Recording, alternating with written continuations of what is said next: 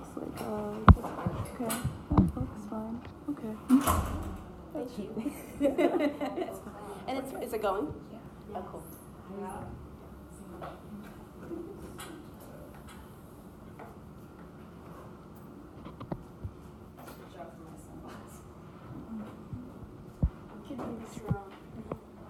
You want to get started, or should we wait? Yeah, so this is Welcome to Feminist Fridays. This is great attendance. If anybody wants to move forward, actually, we're hoping this will be fairly conversational. So if anybody, there's, a couple chairs. Yeah, y'all come up here. I want to talk. This row, or that row, or, whatever.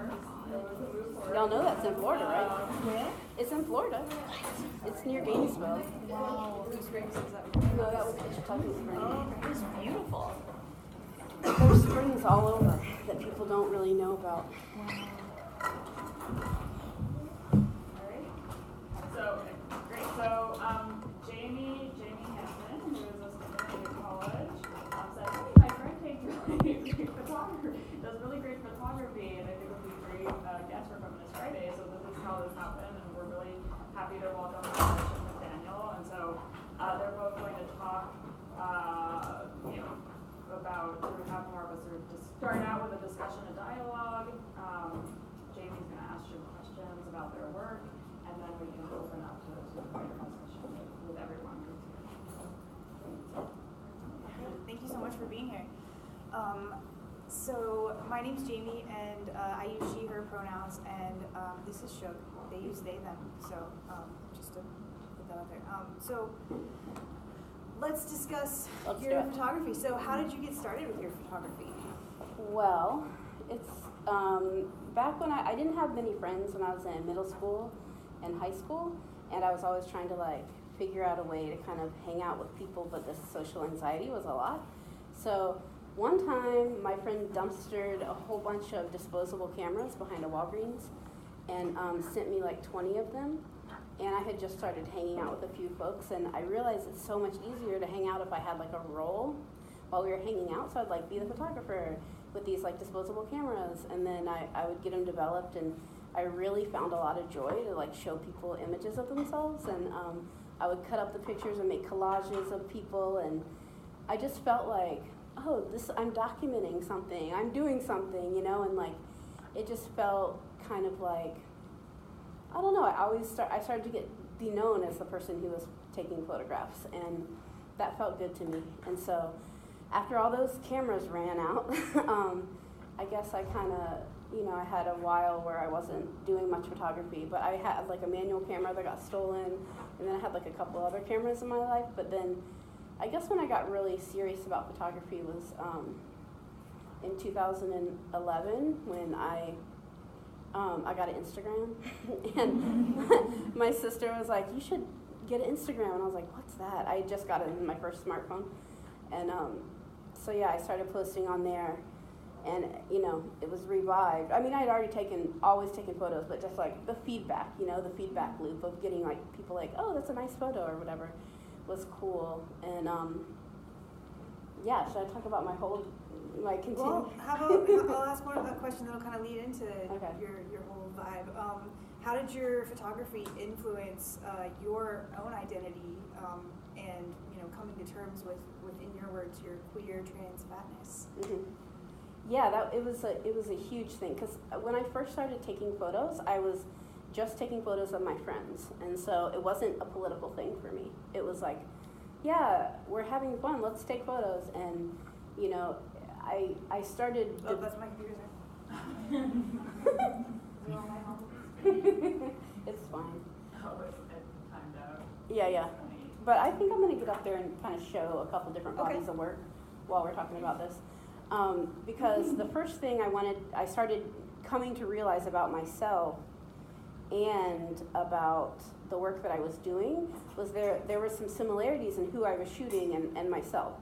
And I started to hang out with people that had similar, gender identity as me, people that were gender variant, and I, was hanging out with people who were queer, and I realized that in documenting that, it was powerful to show that and share that, and also specifically shared moments of joy and happiness, because a lot of times I feel like that's left out, and like a lot of people want to write these sob stories about us, you know? It's like kind of a common theme. And so I started documenting happiness, and the first series that really just came to be from me, just like hanging out with my friends in the woods, was Queers in Nature, and I'll show y'all a couple from that. Because I think it's nice to like kind of show my work in groups of like, and the growth as well. You know? So that one, and I made a book about this. But yeah, so I just kind of like spent a year or something collecting this body of work, and it was like a year and a half maybe. And if y'all know Idapalooza, it's like a festival. It's like a queer festival in Tennessee. I went there and took a bunch of photos. Here's my friend Margot. Let me do full screen. View. Sometimes I gotta say it out loud. My friend Margot, my friend Shyster, and this is someone who's named Autumn who lives in Florida.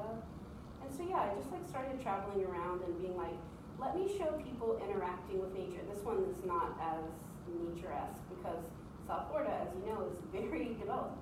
But yeah, it was just like wanting to show people interacting, and I got an underwater camera at some point, and that was real fun. But yeah, this is like one of my best friends at the ocean.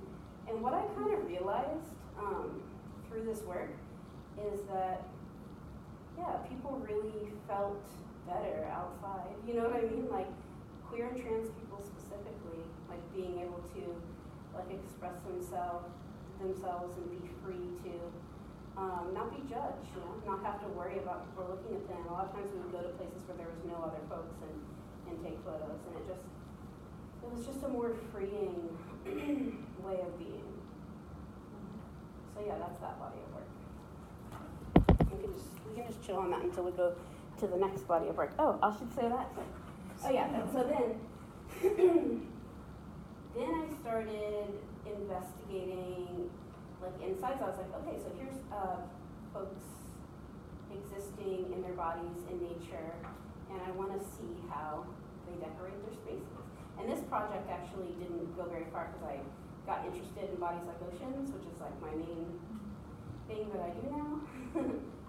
But I do want to show a few from there because it's really fun to see the sanctuaries that we create, you know, so where we're actually safe and we get to feel a sense, I don't know, it's just like some good aesthetics happening. And I was like, I want to document these aesthetics because they're beautiful and they're also so like, you know, reminiscent of the people. I love that. I know them. Yeah, Shay. Yeah, Shay's a writer and activist in New York City. And you know, I started photographing people who I really looked up to, and a lot of artists and that kind of stuff. And Nomi Lamb, if anyone knows them, they're amazing.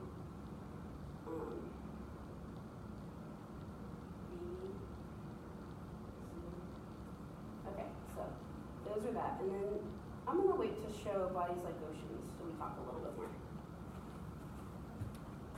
So it's really great that you promote and you celebrate, people with identities that are often, kind of marginalized in our society, and also, that's sort of tied in with activism in a way, Mm-hmm. Because you were saying that some bodies are inherently political just by existing. Mm-hmm. So I remember I met you way back in 2003. We were in Lake Worth for the FTAA protests, that's a whole different kind of activism, and you were making these, they used to make these giant like puppet things for protests that were like these really surreal, larger than life kind of, activism. So how would you say your activism has changed since then? So I used to be really, I was politicized in Lake Worth, Florida in 2003 during a huge movement to stop or interrupt the free trade area of the Americas. and I felt very much pulled towards being in the streets, you know, causing a ruckus and having an affinity group, and the cops were, you know, had pellet guns and all this stuff, and I was making huge pieces of art to protest, and I wanted, you know, it's just interesting how things shift and change, because there's so many ways to like fight systemic oppression and stuff, and you know, there's that way for sure, and then there's, you know, voting or whatever, and then there's like multiple ways, and I think the way that I have kind of found to continue my activism while also like honoring the limitations of my body is to create this artwork. And I had actually had like a mental health crisis breakdown like about 3 weeks ago, concerning just what am I doing with my life? Why is this art important? You know, why do I need to be producing this? I should be learning survivor skills, or I should be, you know, learning, you know, those things that happen when you're someone who's like a single disabled fat person who, you know, doesn't know what's going to happen if stuff hits the fan. And it was a very privileged moment in a time, because I realized that as a white person, I don't actually experience a lot of stuff that happens on a daily basis.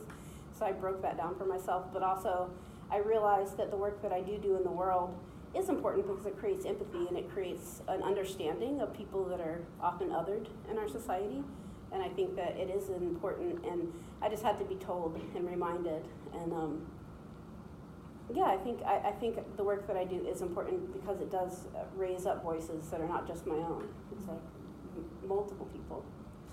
Besides doing that, how else do you support different communities? Like, how do you leverage your privilege as a white artist? Like, what do you do? Well, I think that's a great question. It's very important to talk about. I think that it's a super uncomfortable topic, and a lot of people like have a hard time grappling with it or whatnot.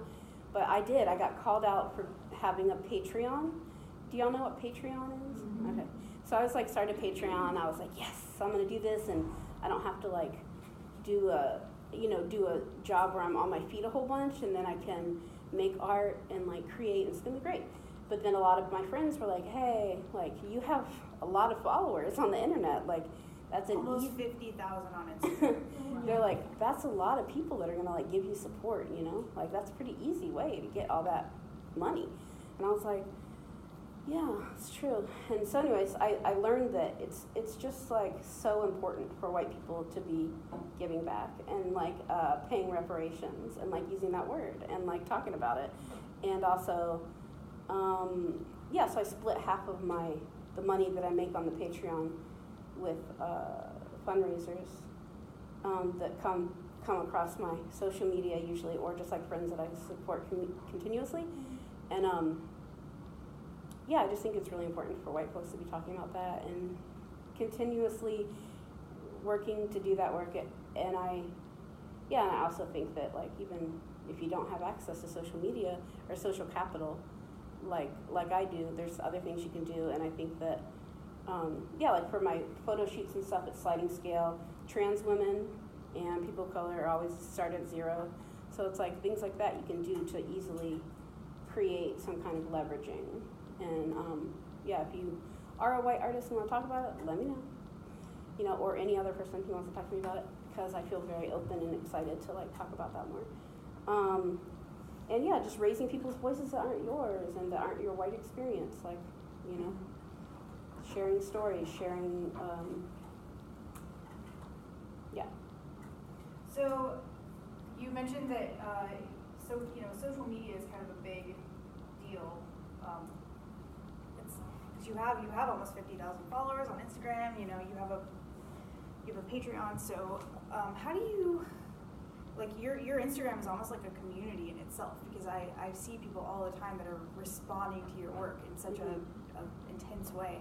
So how do you like mitigate the demand of keeping up with all of that? I think that like at first I was like, oh, I have this huge responsibility. I have to post, and I have to have it be quality posts, and I have to make sure that I'm posting every day and answering every person. And I realized I had to really kind of even it out as far as my mental health and like not be so caught up in it. Also, like during my like mental health moment a few weeks ago, I felt the desire to be more in person with people and really just trying to like get away from just my screen all the time, which I'm totally addicted to, and like get away from that like cycle of someone liking something, so that's like super valuable. I don't know. I just tried to take a break from that, and it's been really helpful to not have to, I don't know, just feel a deep and I still do feel responsibility, because it is a responsibility if you're a person putting out artwork to like, you know, to the people who are looking at you and following you. This is, did you put on Bodies Like Oceans? Did I? I don't know. So I started getting into doing a lot of fat nudes at some point during my work on queers and nature. And I realized it was like just happened one day when I saw my friend walking out in the ocean and I was taking their photo, and they're a fat person, and I was like, whoa, that's so beautiful, their body's like the ocean or something dorky. And then I was like, wow, I'm gonna start that hashtag. And so I did, and then it's been really magical. Like it's definitely, that's what I'm known for now at this point. And it's mostly queer folks that I photograph, a lot of trans folks. And I just think that I'm doing similar work that I was a few years ago, but highlighting bodies that have even more intersecting marginalizations, you know? It's not all, but, you know, general. And yeah, I'm doing a lot of stuff that's reminiscent of Laura Aguilar, which I didn't actually know I was doing until someone pointed it out, and then I had to research Laura Aguilar, who you should definitely know who that is. She's really cool.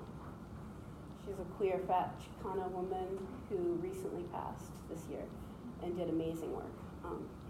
And so, yeah, I think that this work now really feeds my soul, because it really speaks to a lot of my identities, and who I am as a person has changed in my view. And now I'll just like take off all my clothes in a heartbeat. I don't care. I'm just like, oh, we're going swimming?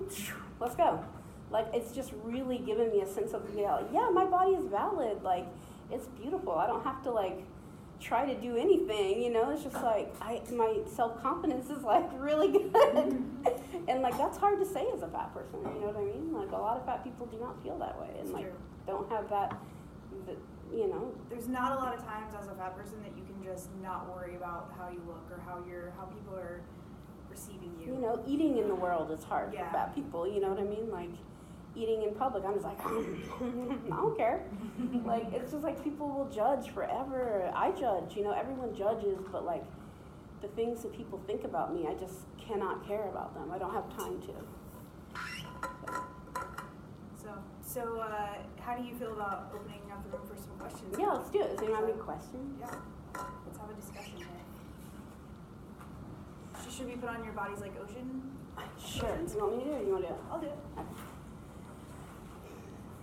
I guess I'm really curious as to how you navigate the like larger queer world that like can be really, like we know that like white, thin, queer folks a lot of times co-opt this like core person of color queer aesthetic, and it usually, the way that it manifests is like you're only queer if you like wear Doc Martens and like are like a thin AFAB person, and I don't know, I see that a lot, especially in progressive spaces. So how do you navigate that through, just by existing, but also through your artwork? Yeah, well, a long time ago, I stopped hanging out with those people. Y'all, I just can't. I don't, there's no time in my life to spend sharing space with people who are not like, not of the same similar, I mean, I don't want to hang out with everyone just like me, but people that have a lot more privilege and don't understand that privilege at all and don't want to talk about it at all, I can't. Like, there's no time in my life. And I see people struggling to like talk to their, you know, brothers or their friends and like really trying to bring these people around, or their queer people that are these like skinny, like white AFAB folks, and just be like, you know, let's just like talk about this thing. No, they're always going to get turned down until those people are ready to like realize, oh, all my friends look just like me. Do you know what I mean? And through my work, you'll never, I mean, if you look at my work, I think it's very reminiscent of who I hang out with, and also reminiscent of who I prioritize. And I don't, there's like very few, it's been like somebody that I was dating was an AFAB queer person that was thin, and I posted them like once, so that is true. But like it's very rare that that happens, and I think that that's because I'm really trying to not highlight bodies that are already highlighted, you know? Yeah, I don't want to do that. I don't think it's helpful. And I think that the queer scene is really fucked up. It's really, you know? And there's been years where I felt totally just like, oh, I'll never fit in, you know, I'm not queer in the way that I should be. But I've long since left that in my 20s. Yeah, but I think, you know, age really helped me too. Like growing up and just feeling a lot free of people's judgments and caring about people that weren't ready to change. Wow. Anyone else? You have a question? Yeah, I was just gonna, I don't want to like bring negativity. Oh no, bring negativity, it's fine. It's part of the world. I was thinking about what you were saying about not caring what people think about you and posting things on Instagram. I often find on the internet some really, like, I don't know where these people are, but comments that are awful about anything. And sometimes you feel, should I even post something? Because I know, like, well, not my Instagram is private, but, you know, for having, like, a public Instagram. So I wanted to ask you, have you dealt with this kind of, that's why I mentioned the negativity. Trolls. Trolls, or people just not sort of open to your images, and how do you handle that? But it seems like you're very confident, so maybe this question is... No, it's totally fine. I mean, it definitely still can affect me. Like, it's not like I'm bulletproof, but there's a really cool feature on Instagram where you can block people from commenting unless they follow you. And so if a troll really wants to comment, they have to follow me first, which is like kind of saying they kind of like me. So it just doesn't happen that often anymore. It used to happen all the time. I would just be deleting. And the worst is that I don't go back and look at comments that happen later, but people that are in the photos do. They want to see what people are saying. And so they read these horrible things, and I say, Shug, this person said this thing about me. And I'm like, oh my God. So you have to go block and do this thing, but it's gotten a lot better with that ability to only let, but still people comment horrible things, and I just block them. And Sometimes you call them out over the stories. over the stories, oh yeah, sometimes the people are, once in a while I have to just be like, also I have like people on backup that are people that seem like they're not coming from just a troll place, but they're coming from oh, I really need an explanation. And if I don't have the spoons to do that, I'll just be like, hey, does anyone want to talk to this person about X, Y, Z, you know? So I try to like help out that way when I can too.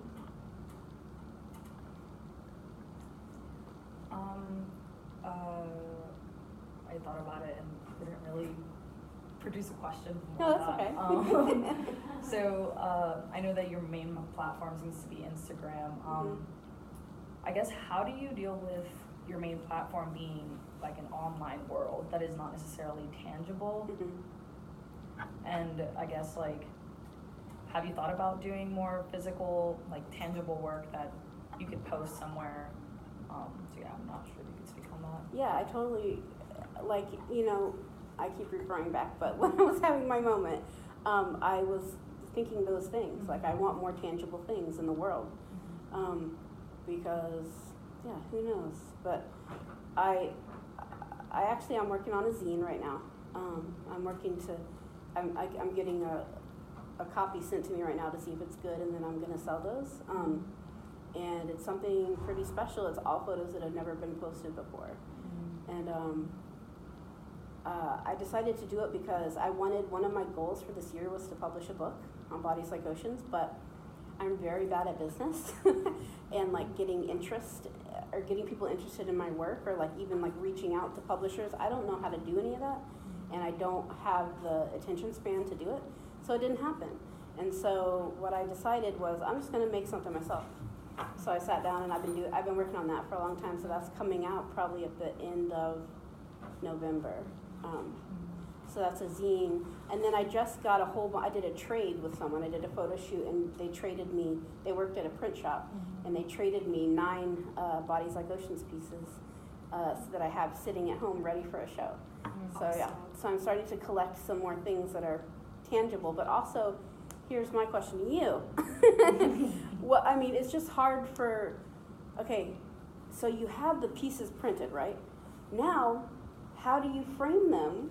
Like, it's so much money to frame pieces of art. Like, I didn't understand, and I still don't, how people like afford to do that. You know, people that are like working artists that don't have a lot.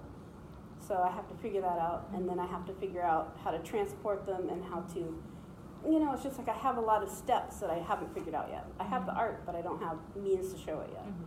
Definitely check thrift stores for frames. Okay. They often have really nice, like, heavier frames with glass plates and stuff for like dollars instead of hundreds of dollars. That's awesome. Cool. That's a good tip for sure. Yeah. How big are your prints? I forgot the sizing. I had to go find out. I don't remember. So you started shooting 35 with the disposable cameras, right? Yeah. So now you're shooting digital. Right. So I did, you know, 35, and then I actually, like, not in college, in high school, I took a class where you got to develop your photos and everything, and I really loved the process, and I still do love the process, but it's just cost prohibitive to get it done that way. I saved up a whole bunch to get the camera I have now, and I think that it still is better, like, cost-wise, than getting film developed like that. But I really love film, and I want to go back into film at some point and work with film. That's a goal of mine, for sure. Well, your lighting is beautiful. You always use natural lighting. Yeah. So are you interested in using artificial lighting, or? I don't love artificial light. I've tried a few times. I got like a cheap light kit and tried to use it. It didn't look good. I don't know. I think that I just don't have. I think that you really need some high quality equipment to actually make it look kind of good, and unless you're gonna. I mean, it's just like hard to not create those harsh shadows, even with like a muter umbrella. I don't know what those things are called. Anyway, yeah, I just find more joy in being outside anyways, so I'm like, let's go outside to shoot. It's way easier.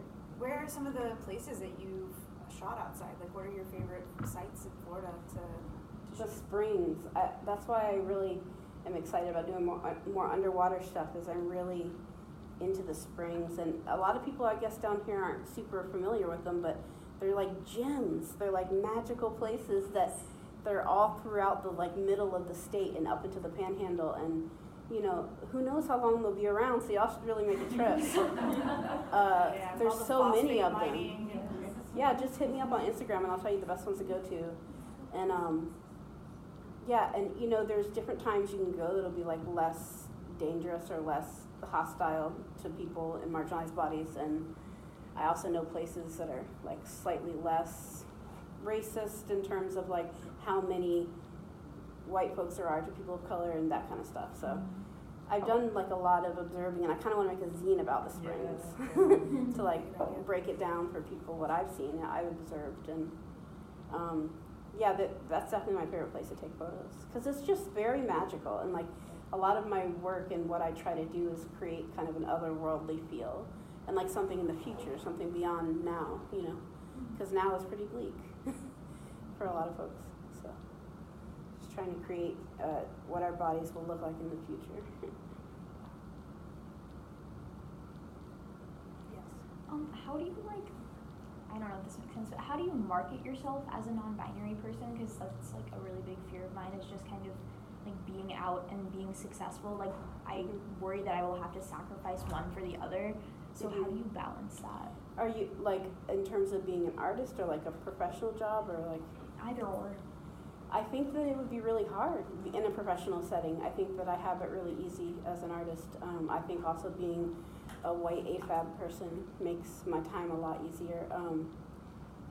I think that how, for me, it was never something I talked about on social media really. Like it was just like, here's my art, let it speak for itself. Do you like my art? Then maybe you like me, you know? And then, you know, correcting people's use of my pronouns, and it slowly came in and integrated after people were able to see my art and appreciate my art. And I think it's sad that it happens like that, and that's where we are today, you know what I mean? And a lot of my friends that have to work, you know, jobs and sacrifice their pronoun being acknowledged for who they are it's capitalism. That's where we are right now, and it sucks. Yeah.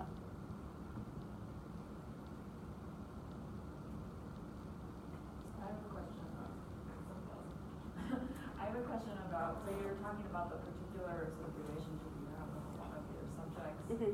And do you have people then contacting you now who are like, you know, could you take photographs with me? Do you ever have to say no? Or do people kind of, you know, identify because they identify with your aesthetic or who you were photographing already? Or do you, you know, sometimes have to filter? So how I run, like, and how I make money and how I kind of run my business, I guess what it is that I am for hire for anyone. Anyone can hire me. Doesn't matter if you're, you know, skinny white people. I'll have your money. That's great. I'll take your photos. That's great. I take, you know, photos of like heteronormative couples, and you know, I'm fine with that. But for my personal art, it's more. Right now, I'm focused on group fat bodies. Is like kind of where I'm at in my own personal art, and so I put a call out. So on my social media, I'll put like a call out, and I'll be like, hey, I'm looking for super fat folks, and super fat is a term in fat communities, meaning like people that are like larger than the sizes you can get in the store. So I'll be like, I'm looking for super fat folks of multiple gender identities, blah, blah, blah. And then I'll have people come to me, and if I have too many people, then I'll, you know, pare it down to where it's the best, well, I don't know, the best group or whatnot. But yeah, I think it is also hard because like one time in Portland, I had like a photo shoot, and like not everyone that came was, it was like for a fat photo shoot, and not everyone that came was actually even, in my opinion, fat. So it was hard, you know, but it worked out, it was fine. But it was just like, there's some, people have different understandings of what things are, you know? So just have to kind of work with what you got. So it sounds like you have more of kind of the art side Mm-hmm. that's really on display in your Instagram feed, and then but you also have a kind of, you know, work to live, right? You're sort of like I got to hustle. I have lots of hustles for sure. I have I make artwork as well, and I have like a whole other Instagram called Shugs Art if you want to follow that. It's SHOOGSART, and that's like my artwork that I sell that as well, originals, and I have like a little print shop online people can buy. You want to show some of your art? You want to pull it up? Sure, if you want to. Yeah, keep It's talking. just, it's funny. It's, I don't know. Sometimes I get awkward because like people are usually really into my photography and not so much like talk about my artwork, so I get shy a little bit, but it's fun. I mean, there's some good stuff on there, I guess. But yeah, I think that it's important, like, to be open, because I'm also like trying to apply for grants. I applied for 3 grants and got turned down. I guess I don't know how to write grants very well, but also someone said you have to apply for 7 before you get one or something. So I don't know. I really want to do big scale. My dreams are to like blow up my images as big as like a billboard and like put them up. Oh, yeah. Some Florida stuff. Oh, you're on my website? Yeah. Okay. Is there a better? Oh, well, my Instagram has my more current stuff, but it's fine. I don't care.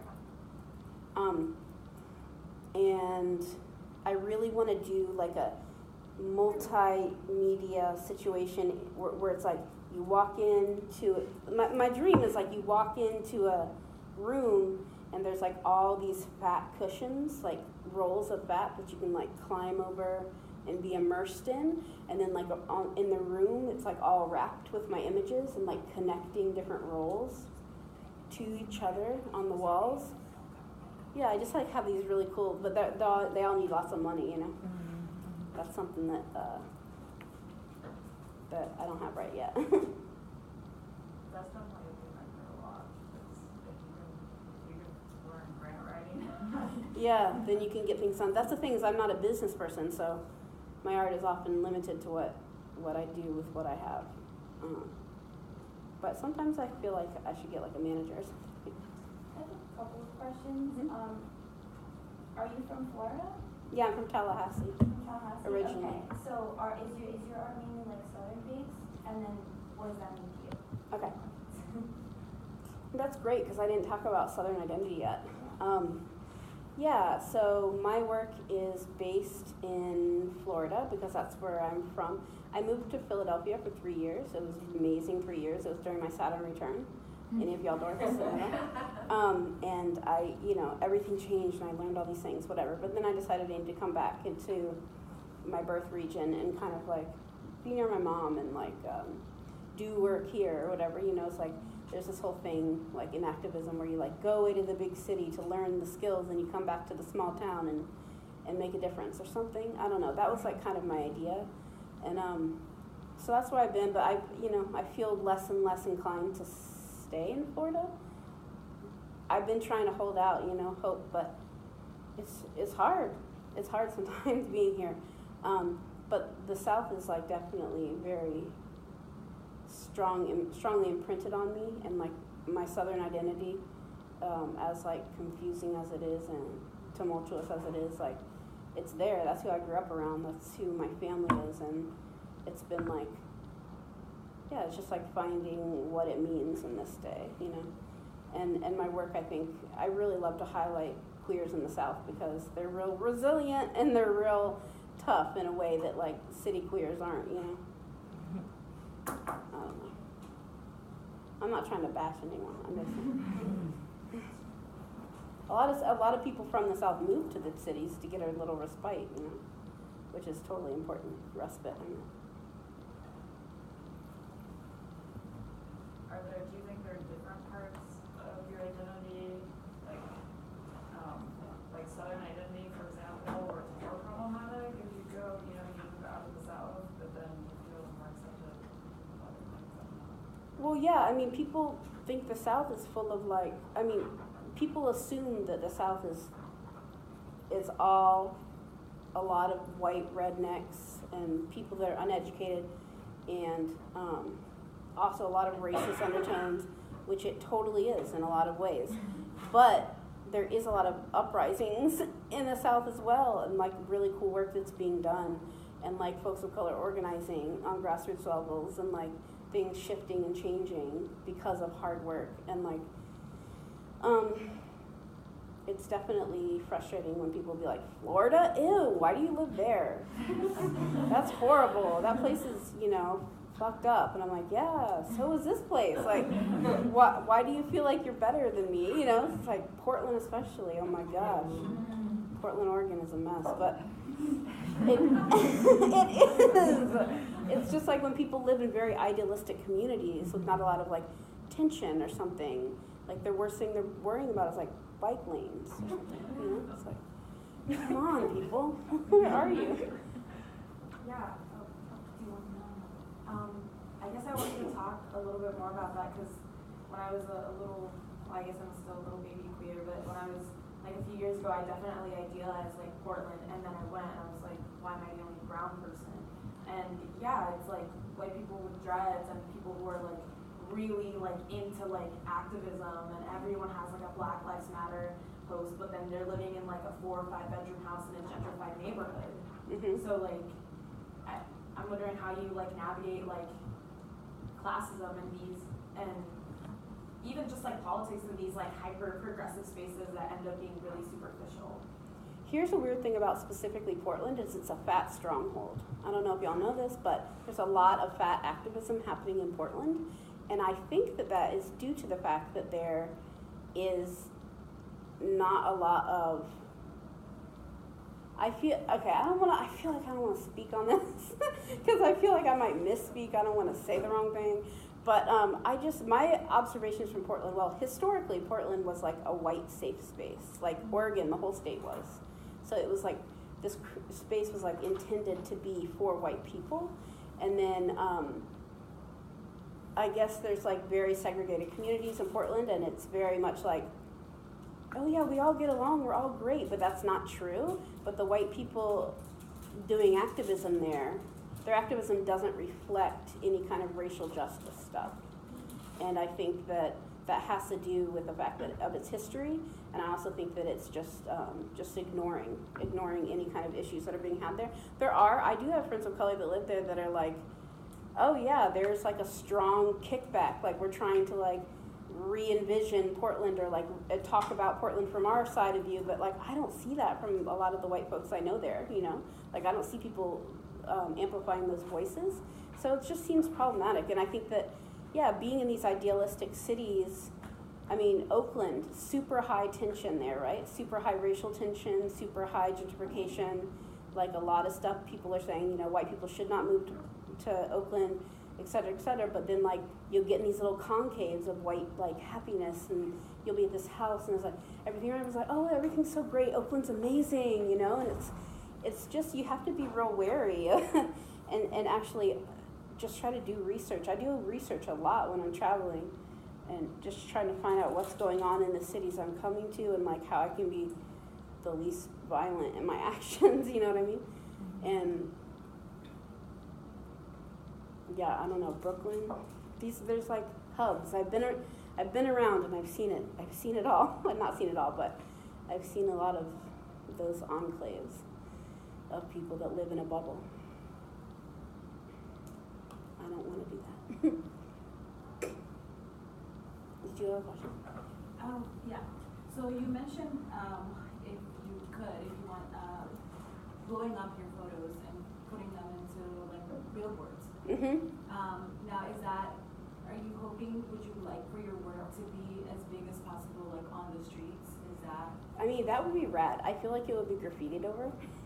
I don't know. I feel like, you know, fat phobia would just destroy it.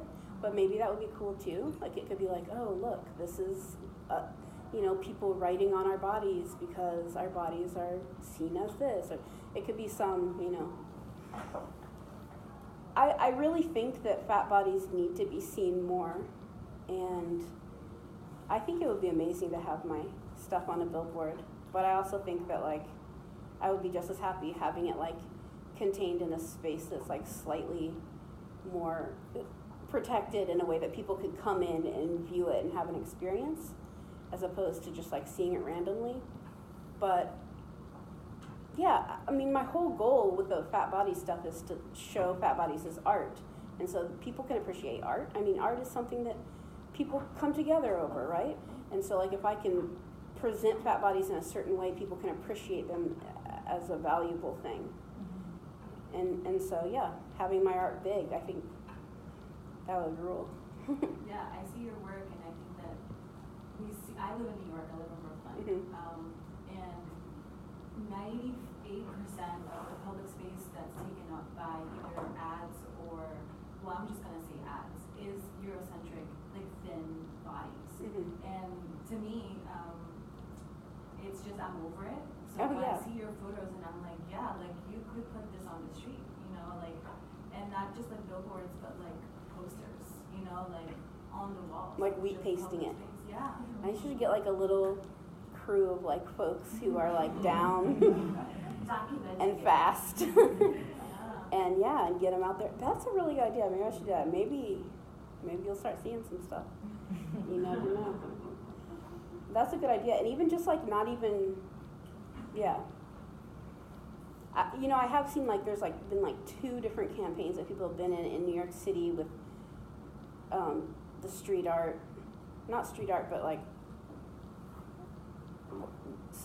advertisements that are talking about trans and like fat bodies, but in ways that are just like, let's celebrate these bodies because they're beautiful, and not just like, here's a body. Yeah. You know what I mean? Yeah. So I don't know. Maybe there's movement towards it, but not really that fast. Yeah, like how do you we were talking about this a little bit, like with Tess Holliday, you know, the plus size model, and you were saying how, I forget exactly how you put it, but you were kind of making your work a little more distinctive from that kind of, like, here's a plus size model, like, it's still, there's like very much this other kind of aspect to that. Yeah, I think just like, I think it's really hip right now. I think it's really cool to like have a fat person in your advertisement, or, you know, have a fat person be your spokesperson for whatnot. And I think that it's, I just want it to be a normal thing, you know? And so that's what's fun about making so much work, is that, like, I don't have a lot of work that's not fat people. So it's not, it can't be like, you know, what's that word? It can't be like idealized or something. It can't, fetishized. Yeah, it's just like all my stuff is, you know, similar. So it's hard to do that. But yeah, the like airbrush stuff, the pictures from Only Above, like, no, I go on the ground and take photos. So I want all the roles to be seen and all the imperfections, because that's what makes us beautiful, you know. Sorry, you have to keep doing that. Oh, that's all right. Technical difficulties. Any other questions? So I was, Well, I was just gonna, something I noticed with the sports on fat bodies, I see a lot of people who, I was just wondering if people ever like criticize your work as far as like promoting something that's unhealthy. Mm-hmm. I see that and I really want to strangle people. Promoting obesity. This, it disgusts me, and I wonder, like, if you've ever had to deal with people who have, like, accused you of promoting, like, other things. Oh yeah, all the time. I mean, it's a very common, it's one of the easiest way for people to say, I hate fat bodies, without saying I hate fat bodies. You know, or I don't want to be like you. You know what I mean? Or you shouldn't be like that. That's like just what they're saying, but with words that are supposed to be formed so that maybe it'll be a nicer package for you to take in. But yeah, it's like the same thing. Like if anyone is telling you, you know, if anyone's telling me, hey, like I'm really concerned about, it happened to me recently in real life, like a year ago, that someone I was very close to burst out with saying, hey, I think you're dying. You're just killing yourself. Just like a very random thing. We weren't even talking about anything, and like he just burst out. It was a cis white male, straight. So yeah, that person's not in my life, but it's just like these things people are saying that they think that you're going to be like, oh yeah, I am dying. Can you help me? How do I change? I'm just like, you have not been to the doctor with me. You don't know anything about my workup. Like, you do not know anything about me. It's just like people want to put what they believe to be true onto your body, and just don't let them. It's not fair. They don't get to say that shit. I mean, it's easy for me to say that, but yeah, it's very hard to deflect all that in the world every day. But yeah, every day I have to deal with that for sure. This is a technical question. Your photos look so just natural, like right out of the camera, which makes me think that you do a lot of post-production work. How much work do you do after the shoot to do the photos the way they are? Very minimal. A lot of these are. Sorry, that's worse. A lot of the no, that's fine. Very minimal. A lot of the ones that you've seen tonight are not touched at all. There was one, the underwater one it had a filter on it because I just didn't have the original to pull. And that was just one that I had on my phone or something. But most of them are very, very lightly lightened or darkened, yeah. Yeah, very cool. That's usually what I do. I really like the natural look. I used to be real into like over filtering when I first started Instagram because I was like, oh, filters. And it was a mess. I scroll all the way back. Ugh, it's real hard to look at for me because I'm like, I thought this was cute. No. But yeah, now I basically only exclusively post pictures from my nice camera. I call it my fancy camera. And so I don't like to retouch those much at all. I don't know what Alicia. Oh, Alicia. Yeah. I guess I have one last question. Mm-hmm. Do you ever do like self-portraits or anything of that sort? I do. I take so many selfies. Y'all don't even know. A lot of my rolls. I'll take a lot of roll selfies because I'm obsessed with rolls, and I take lots of selfies. I don't set up my fancy camera much and take photos of myself, but I really want to. I just have never made time. I'm also like trying to like decenter myself in my work, even though I'm a Leo. It's really hard. I'm like, I can only post a selfie every 2 weeks. I like make these rules for myself to try to like be not too whatever. But yeah, I haven't done anything about myself specifically, but I think it could be in the works. You never know. I really like other people. I'm a people person. I really like matching bodies together and squishing them together and taking photos of, that kind of stuff is great. So I think we're about out of time. Yeah, I'm probably gonna class in there. Yeah. So thanks everybody so much. Yeah, for I being really here. appreciate it, guys. Thank you.